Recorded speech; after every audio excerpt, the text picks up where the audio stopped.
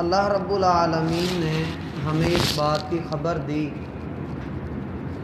کہ انسان جاہل ہے، ناشکرہ ہے اور اللہ رب العالمین کے ساتھ شرک کرتا ہے۔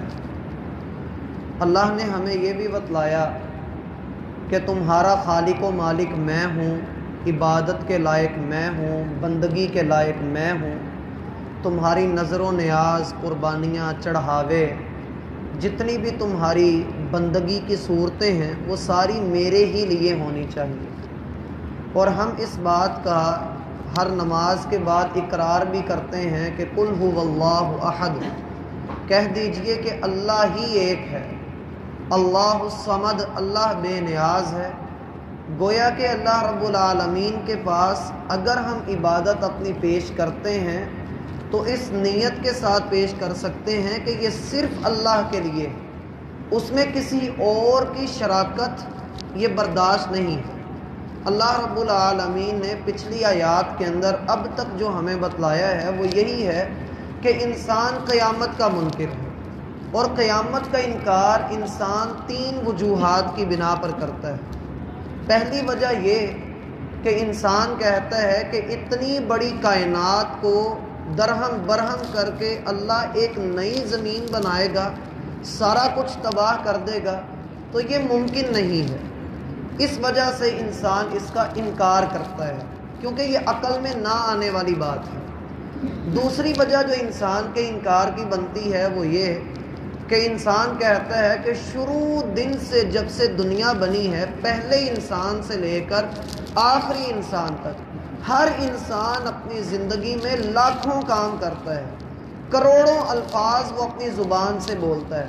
یہ کیسے ممکن ہے کہ اللہ ایک ایک کام کا علم رکھتا ہو؟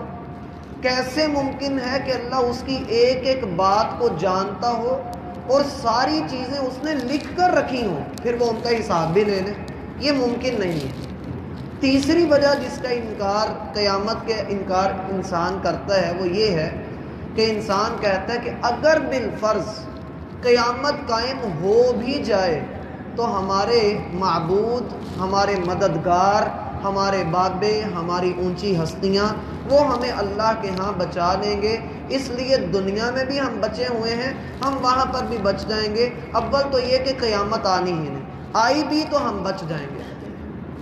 یہ تین ایسے اسباب ہیں جن کی بنا پر انسان قیامت کا انکار کرتا ہے۔ اس کے علاوہ بھی کئی ایک ہیں، لیکن جو آج کی آیات میں اللہ رب العالمین ہمیں بتلا رہے ہیں وہ آخری سبب ہے۔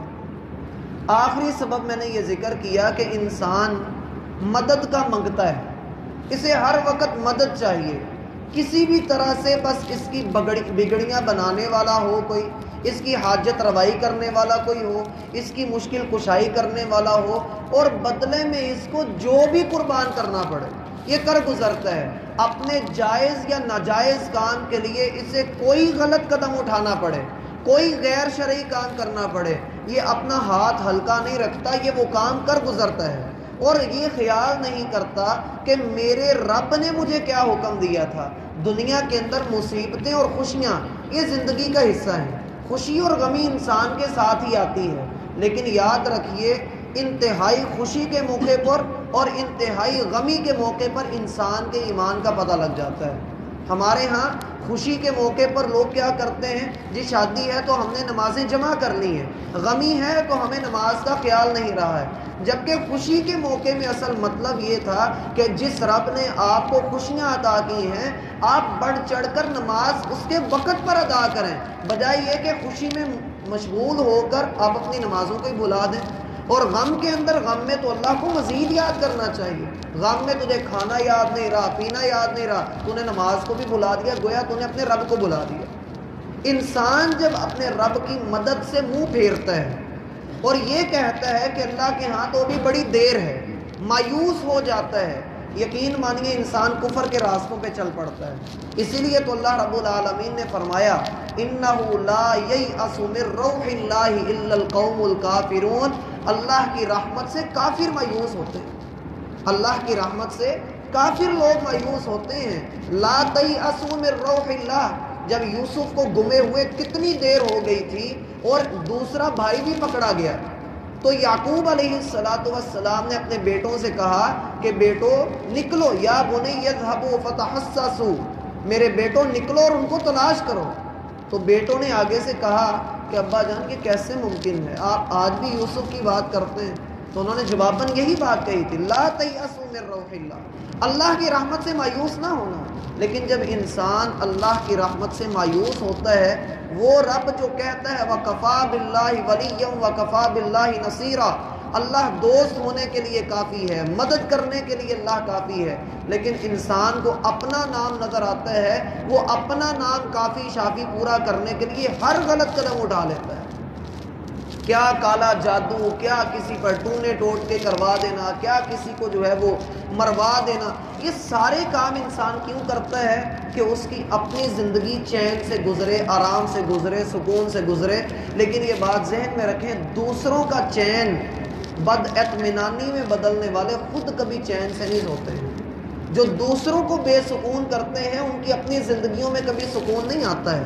اللہ رب العالمین فرماتے ہیں ہم نے جانور ان کو عطا کیے، یہ جانوروں کا کھاتے بھی ہیں، ان کا پیتے بھی ہیں، پھر ان کی کھالوں کو استعمال بھی کرتے ہیں، پھر اللہ کا شکر بھی ادا نہیں کرتے۔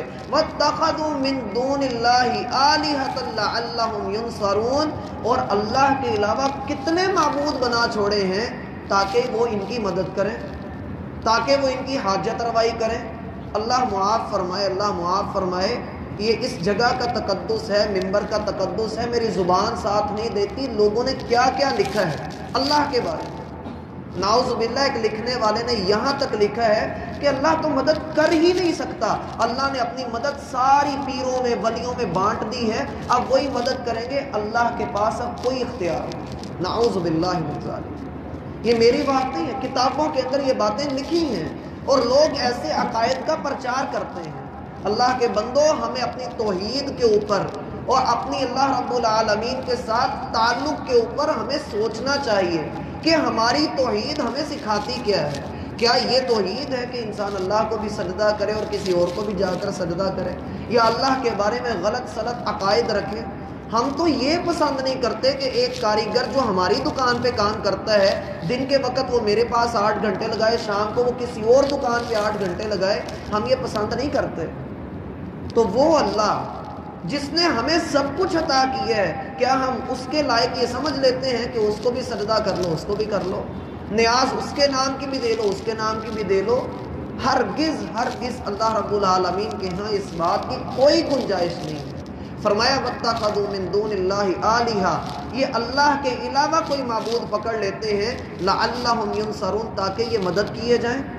اور ویسے ہی عوام کو ڈرا بھی دیا جاتا ہے اگر تم نے چڑھاوا نہ چڑھایا تو نہ جانے کیا ہو جائے گا۔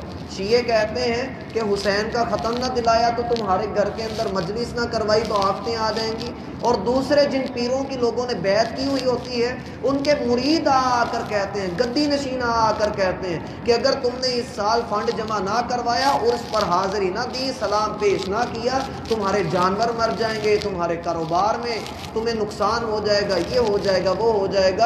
اور انسان کو یہ بلا ہی دیا جاتا ہے کہ نفع بھی اللہ کے ہاتھ میں ہے، نقصان بھی اللہ کے ہاتھ میں۔ اور کیا وجہ پیچھے کیا ہوتی ہے؟ لعلہم ینصرون، تاکہ ہماری مدد ہو جائے جی، ہم ڈوب نہ جائیں۔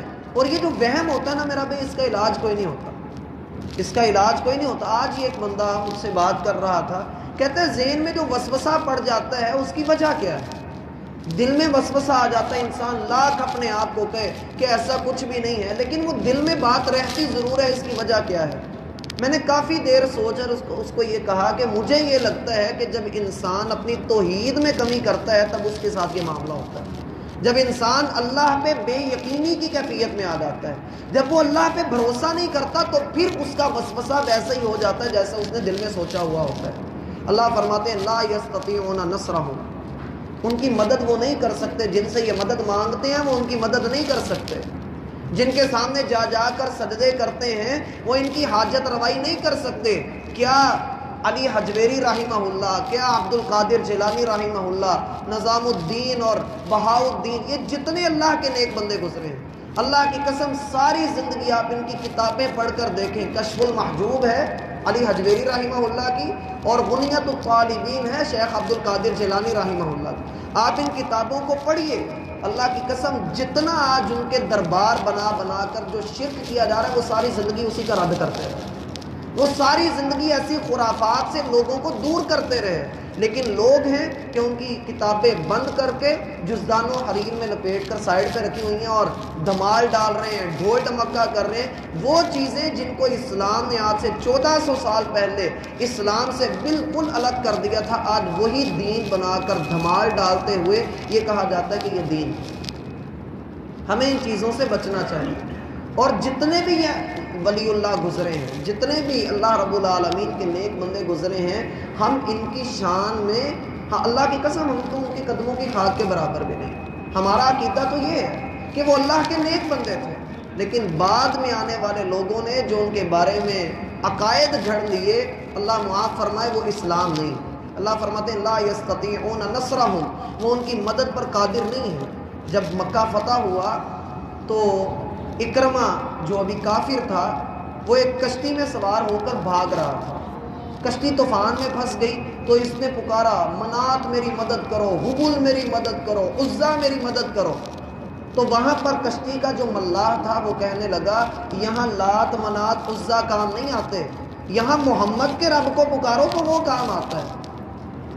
اکرمہ کہتے ہیں کہ میں نے دل میں یہ بات سوچی کہ آج میری مصیبت میں جن کے سامنے ساری زندگی میں نیازیں چڑھاتا رہا، اپنے اونٹوں کے اونٹ قربان کرتا رہا، میں نے کیا کچھ ان کے لیے نہیں کیا، آج وہ میری مدد کو ہی نہیں آ رہے، تو کیا فائدہ ہے ایسے معبود کا۔ میں نے اللہ کو پکارا، اللہ کی قسم طوفان تھم گیا، کشتی کنارے لگ گئی، میں بھاگا اللہ کے رسول کی طرف کہ یہی سچا رسول ہے اور وہی سچا رب۔ لا یستطیعون نصرہم، وہ ان کی مدد کی قوت نہیں رکھتے۔ میں اکثر مثال آپ کو پہلے بھی دے چکا ہوں کہ اگر مدد قبروں سے ہونی ہوتی تو داتا دربار پہ کبھی دھماکہ نہ ہوتا، کبھی وہاں پر اتنا فساد نہ ہوتا، لیکن کیا ہے کہ عقل کی مت ماری گئی ہے اور لوگ یقین نہیں کرتے ہیں۔ اللہ فرماتے ہیں وَهُمْ لَهُمْ جُنْدٌ مُحْضَرُونَ، اور وہ مشرک لوگ خود ان کے حمایتی ہوں گے۔ ان کے اس آیت کے دو معنی ہیں، اللہ نے توفیق دی تو یہ تفصیل کے ساتھ انشاءاللہ ہم کل